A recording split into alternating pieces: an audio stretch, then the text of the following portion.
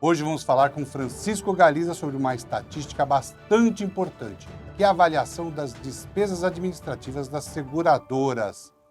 Tudo bom, Galiza? Como é que você está? Tudo bem, Paulo, um abraço. Galiza, e qual é a conta que a gente pode fazer? Paulo, dando prosseguimento à análise de alguns indicadores, hoje a gente vai falar da despesa administrativa, né? A despesa administrativa de uma seguradora, né, é um componente bastante importante, que leva em conta a despesa com funcionários, serviços contratados, né, o funcionamento da sua estrutura, etc., né? Isso é o que está inserido nesse grupo, né? Quando a gente analisa a despesa administrativa de uma seguradora, um indicador muito usado é calcular essa proporção em relação à sua receita principal, no caso, os prêmios. Então, esse é um indicador que é calculado. A gente pega as despesas administrativas, né, e divide pelos prêmios de cada seguradora, né? Vocês estão vendo aí, que eu já estou começando a colocar, esse número, desde 2010, valores agregados do mercado segurador brasileiro. É um gráfico, né, que está desde 2010 até os números de 2023 que a gente tem aí no gráfico. Muito bem, e neste contexto, quais são as conclusões? Paulo, eu particularmente acho esse gráfico muito interessante, que a gente pega 13 anos, né? Porque dá uma ideia de como o mercado de seguros foi se transformando ao longo do tempo, né? Em termos didáticos, Paulo, puramente didático, ao observar o gráfico, você pode analisar em três fases diferentes, três fases históricas, né? A primeira fase histórica, Paulo, vai de 2010 a 2013. O que aconteceu nesse período, né?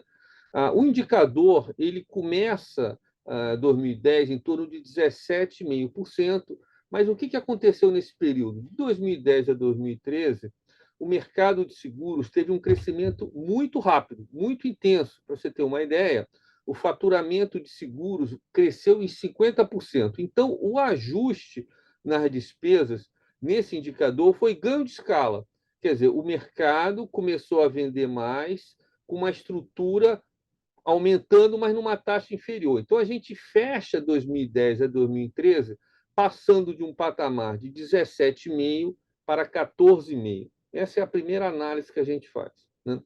O segundo momento histórico, Paulo, ainda vendo esse gráfico, vai do ano de 2014 a 2020. O que a gente observa nesse período, Paulo, que é interessante?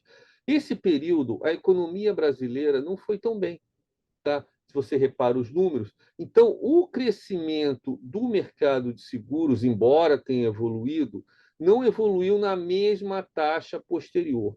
Então, o indicador praticamente ficou parado. Até subiu um pouquinho, se você quiser considerar, passando de um patamar 14,5 para 15,5. E olha só o que a gente observa de 2021 para cá, né? A gente observa uma transformação no mercado de seguros, em termos de avaliação de custos de seguradoras, né? Houve uma transformação estratégica, por pelo menos dois motivos. Primeiro, a transformação pós-crise sanitária, né? Onde muitas empresas conseguiram ajustar o seu patamar de custos, né? Trabalhando à distância, etc. E também o próprio crescimento do mercado segurador brasileiro, que cresceu bastante nessa fase.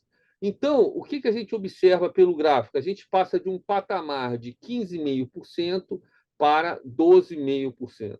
Esse gráfico é importante, Paulo. A gente mostra que no período de 12, 13 anos, esse indicador nas seguradoras passou de um patamar de 17,5% para um patamar de 12,5%. É uma variação relevante, mostrando que como houve as transformações no setor de seguros, que a gente só observa com maior propriedade quando avalia um período de anos mais longo, que é o caso agora. Muito bom.